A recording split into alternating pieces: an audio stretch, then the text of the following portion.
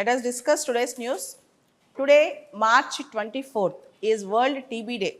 Tuberculosis, that is the TB, is the world's deadliest infectious disease, remains a significant global threat, causing severe health, social, and economic consequences. To underscore the emergency, to underscore the urgency of eradication of TB, World Tuberculosis Day is observed annually on March 24th. This day marks as a crucial reminder of the ongoing fight against bacterial infection, which primarily affects the lungs. The infection primarily affects the lungs. TB spreads through airborne particles released when an infected person coughs, sneezes, or spits. Fortunately, TB is both preventable and treatable. As we mark this year's World Tuberculosis Day, we have to know the theme also. The theme of World Tuberculosis Day 2025 is yes, we can end TB. Commit, invest, and deliver. Yes, we can end TB. Commit, invest, and deliver. This theme emphasizes the importance of sustainable commitment, financial investment, and effective delivery of interventions critical to TB prevention, diagnosis, treatment, and care. So, this is very important. So, today is World TB Day. We need to understand now. Next, exercise Kanzar. Exercise Kanzar 12. India, Kyrgyzstan concluded joint special force exercise Kanzar in Tokmak. The exercise concluded in Tokmak city in Kyrgyzstan. The Kanzar exercise between India and Kyrgyzstan was conducted from 10th March to 23rd March 2025. Kanzar exercise enabled both contingents of India and Kyrgyzstan to enhance their capabilities in joint operations in urban warfare scenario, counter-terrorism tactics, and other interoperability between the two special forces. This is very important. The last edition of Kanzar was conducted in India in January 2024. Kanzar is a joint exercise between India and Kyrgyzstan. And particularly, this Kanzar exercise helps for camaraderie and also defense and strategy partnership. Coming back, India is set to become the world's consumption capital. India is on track to become the global consumption capital, outpacing major economies according to a new report. The consumption in India accounts for 56% of the country's GDP and is growing at the fastest rate in the world. A report by Angel One and Iconic Assets show that over the next decade, India's consumption is projected to double by 2024. One of the key drivers of rising consumption is the increasing of number of nuclear families in India. Household growth in the country is outpacing population growth, leading to a surge in consumption and spending. Additionally, India is set to lead the global workforce expansion, further boosting economic activity. The report also highlights India's impressive savings potential. Between 1997 and 2023, the total savings of the country amounts to around $12 trillion. Over the next 25 years, this figure is expected to make a tenfold jump. India's savings by 2047 are going to become $103 trillion. $103 trillion. This rise in savings will unlock significant opportunities for increasing spending and economic growth. This is very important. In the recent budget, tax cuts were announced in India. It will also further boost the consumption and spending. And you should know, Indian economy is growing very fast. Our GDP doubled very fast between 2015 and 2025, as we have read, given in the IMF report yesterday. India is basically a savings-based economy, where common households, around 30% of their income they save. Now, with the growing of nuclear families, along with savings, consumption also increased. Spending and consumption also increased. So, by 2047, the savings will be $103 trillion, and consumption is also growing very high. And the present savings in India, total savings amount to $12 trillion between 1997 and 2023. The total savings of the country is $12 trillion. See, in the Indian economy, we all consider as India is basically a savings-based economy where we think about future. We basically think about future. Generally, average Indian saves around 30% of his income. So, consumption-based economy, now India is becoming both consumption-based economy and also savings-based economy. It's a rare combination. Our External Affairs Minister, Mr. Jaishankar, was invited to Latvia, Lithuania, and Estonia as India seeks stronger cyber ties. India's External Affairs Minister, Mr. Jaishankar, has been invited to visit all the 3 Baltic countries, Latvia, Lithuania, Estonia. They are also called as Baltic nations. He was invited to Baltic nations this year. And we are going to set up India-Lithuania or Indo-Lithuania working group. Indo-Lithuania working group also. All the 3 countries, Estonia, Latvia and Lithuania, have excellent cyber warfare skills, and India needs this. They have excellent cyber warfare skills. Lithuania has begun working with the ISRO also, India's space research organization, primarily to launch nano satellites. So this is very important. India is having collaboration with Lithuania with respect to nano satellites. Coming back, the most important news. South Africa, the nation South Africa, the South Africa Trust hands over to India rare artifacts, documents linked with Mahatma Gandhi. You all know that Mahatma Gandhi spent ample time in his life in South Africa.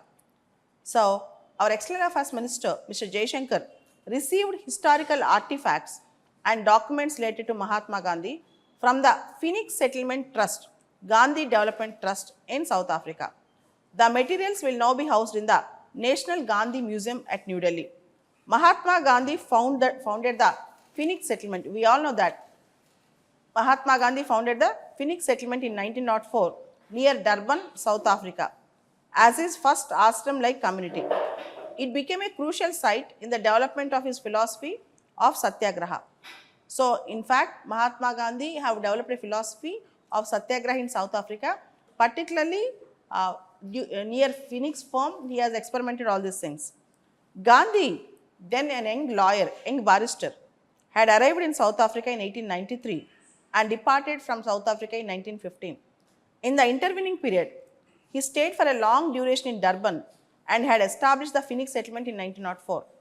So, with respect to certain documents and certain artifacts relating to Gandhi, they were written to India. And you should know a fact. In South Africa's Durban, we can see large presence of Indian population. Very rarely people think about it, know about this. But in Durban, we can find large presence of Indian population. So, Gandhi stayed in South Africa between 1893 and 1915. He returned to India on January 9th, 1915. That means typically he stayed 1893 to 1914. So, 1915 January 9th he was into India. So, this is the story.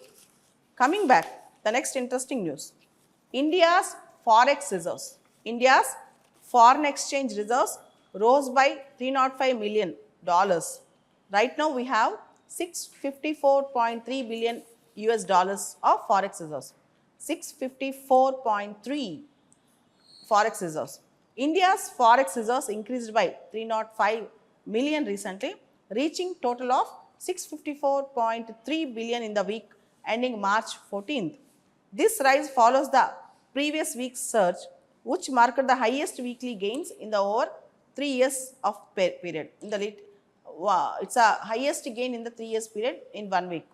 Prior to these recent increases, Indian forex reserves had experienced a steady decline for about 4 months, slipping a 11-month low. Now again our forex reserves have increased. Last year September, they went up to $704 billion.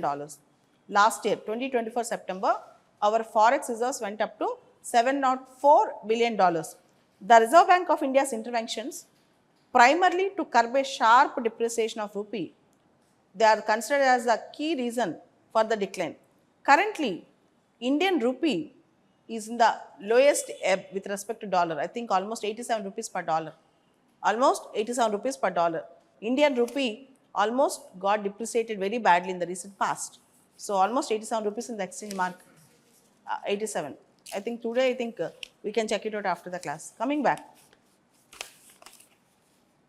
Nepal PM, Mr. KP Sharma Oli, claims India role in pro-monarchy movement. For India's neighborhood, they always claim that India have a role. Recently, Pakistan also said in that Jafar Express incident, India have a role in supporting Balochistan Liberation Army. And now, Nepal is saying India have a role in pro-monarchy movement in Nepal. So, they all take India's name to cover up their failures in the state. Nepali Prime Minister Mr. Oli has claimed that India has played a role in the country's pro-monarchy movement and vowed to expose it before the Nepalese parliament.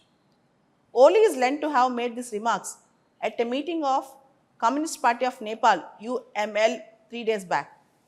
Mr. Oli's attempt to blame India is problematic. Earlier also, Mr. Oli made similar comments, saying that Kalapani Lipulek Limpuyadura belongs to Nepal and Rama and Sita belongs to Nepal. He has given so many such drastic comments earlier also, which India should strongly condemn. Coming back, American delegation seeks Black Sea ceasefire and wider peace in Ukraine talks with Russia. An American team is seeking Black Sea ceasefire and stopping of violence in Ukraine war and And the technical discussions hosted by the technical discussions are being held at Saudi Arabia with respect to Russia-Ukraine war. The so-called technical discussions come as US President Donald Trump wanted to end the 3-year Russia-Ukraine war. And Donald Trump has spoken with Ukrainian President Zelensky and Russian President Putin. According to the sources, America is trying steadfast for a Black Sea truce. America is trying strongly for a ceasefire in the Black Sea. Next, interesting and a very bad news. Cancer cases high in Uttar Pradesh, Maharashtra, Bihar, West Bengal and Tamil Nadu. UP, Maharashtra, West Bengal, Bihar and Tamil Nadu are the 5 states that report higher incident of cancer cases in the country. In a written reply, Ministry of State for Health and Family Welfare said that in view of the rise of non-communicable diseases, the ministry has launched a campaign from February 20th to March 31st to achieve 100% screening of people aged 30 years and above. The campaign is conducted nationwide across Ayushman Arogya Mandris and other health facilities. Quoting the Indian Council of Medical Research National Cancer Registry Program, the minister said that 5 states, that is UP, Maharashtra, Bihar, West Bengal and Tamil Nadu, with the highest incidence of cancers, UP 2,10,958 cases, Maharashtra 1,21,717 cases, West Bengal 1,13,581 cases, Bihar 1,09,274 cases and Tamil Nadu 93,536 cases.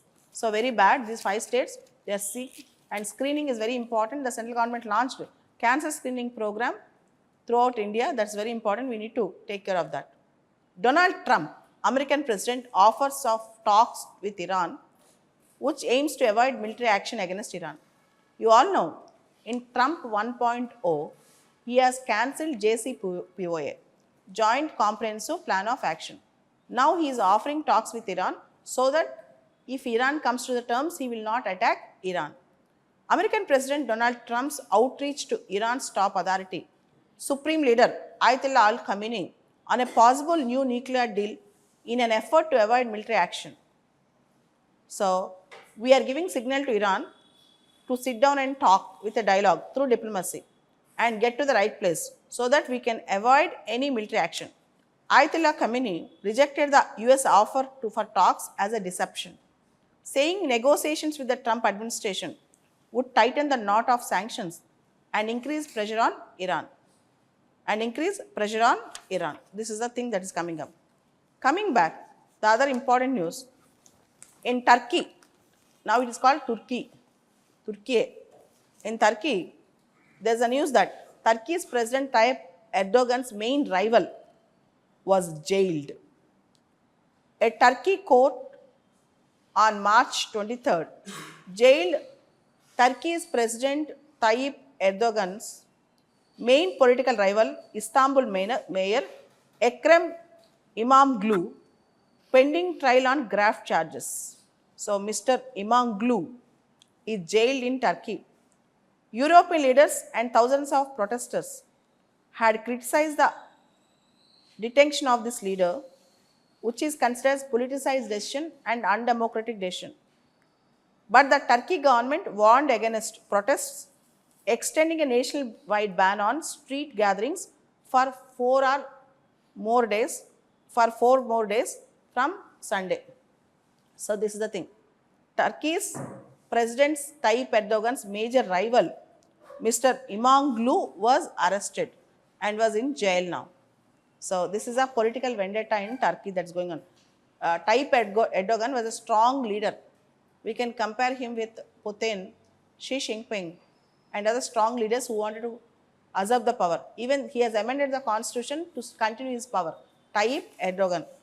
Coming back, Chief Justice of India, Sanjeev Khanna, seeks details of guards at Justice Verma's house. With Chief Justice of India, Sanjeev Khanna, seeking the ascertainment of details of security guards and personal security officers posted at the residence of Justice Yashwant Verma in the past 6 months, the Chief Justice of Delhi High Court, Justice D.K. Upadhyaya, has forwarded the query to the police. The Chief Justice of India has also called for call details and internet protocol detailed records of Justice Verma's mobile phone after the alleged discovery of cash bundles in his house. Justice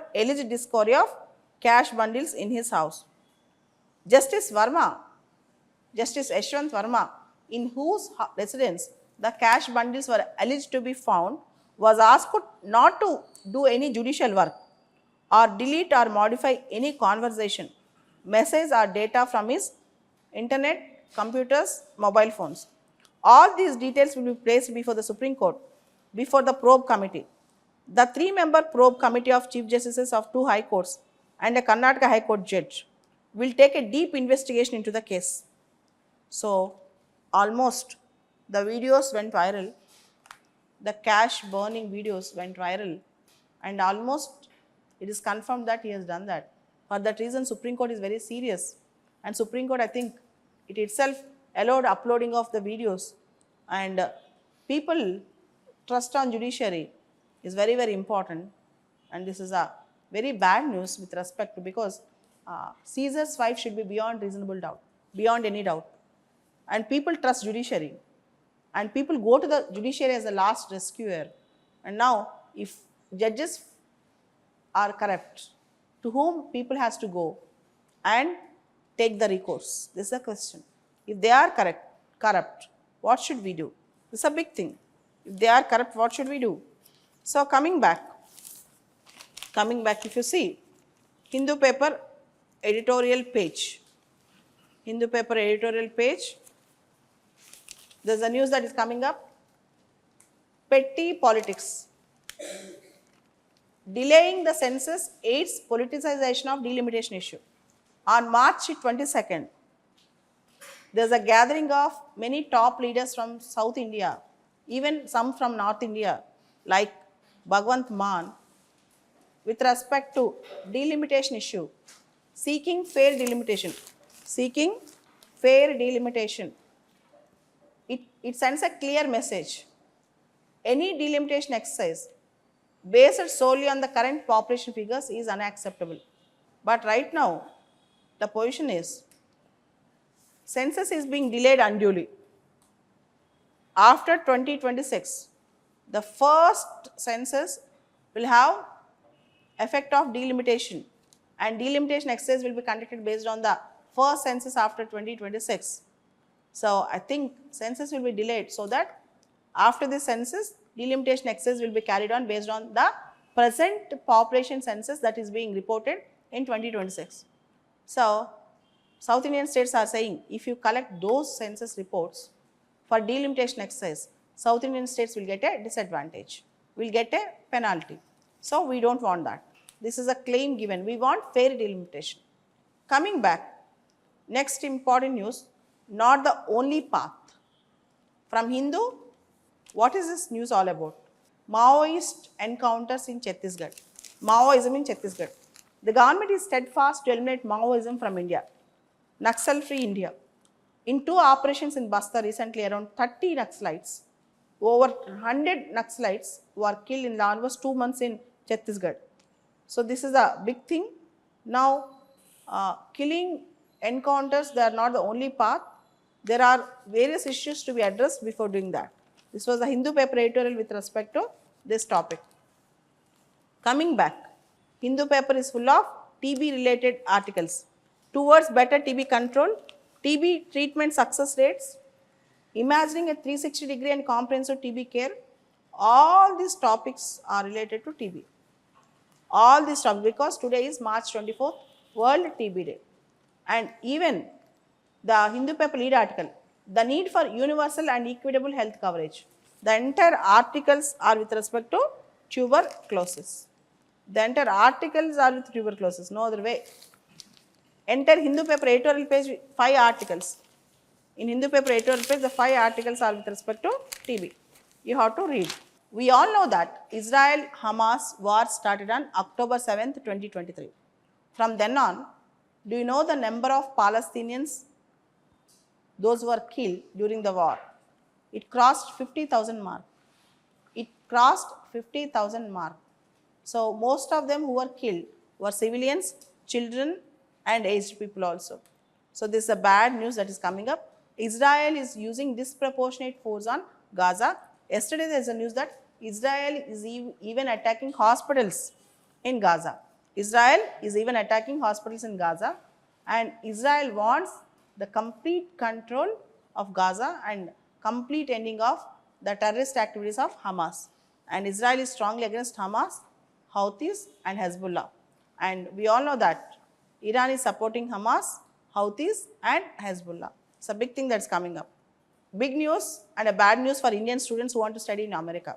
America rejects 41% of student visas. This is the topmost rejections in the last 1 decade. We all see Indian students lining up in front of American consulates to get visa, and most of them will get disappointed if they are rejected with visas, and 41% of the Indian student got rejections in the recent past for their disappointment. Those who aspire to go, those who applied for visas, and they have received this disappointment. This is a bad news. This is a bad news that is coming up for Indian students. Again, I am telling you, America is not such luring nowadays. Nobody need to be disappointed if they are denied with American visa. I always suggest that India is a better place to live in. India is a better place to work in. Our country is a better place to live in. Our country is a better place to work in. And the next important news, violinist R.K. Sriram Kumar, chosen for Sangeet Kalanidhi Award by the Music Academy, Chennai.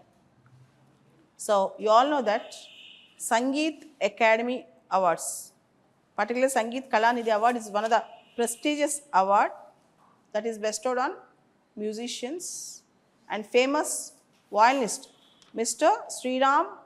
R.K. Sriram Kumar got Sangeeta Kalanidhi Award.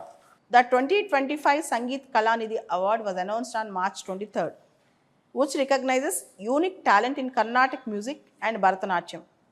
This year, Sangeet Kalanidhi, the highest honor in Carnatic music, has been conferred upon R.K. Sriram Kumar, a violinist whose artistry have graced the stage for almost decades. So, Mr. Sriram Kumar.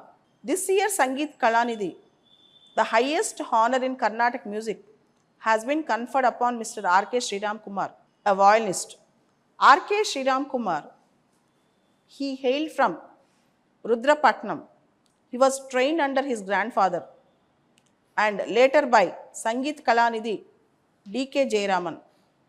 His understanding of Sangeeta Sampradaya Pradarshini has cemented his reputation as an authority on Muthuswami Dikshitar's compositions.